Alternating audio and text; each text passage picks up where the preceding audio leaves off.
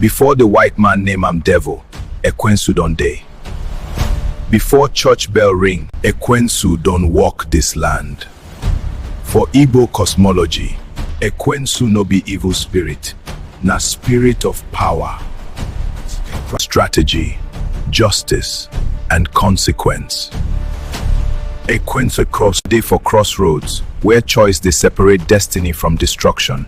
If you get courage, he go strengthen. If you lie, cheat, or betray your people, na him go collect the price.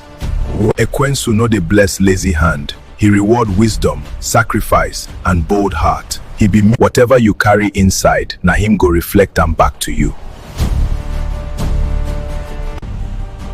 This na Ekwensu, spirit of the ancient Igbo.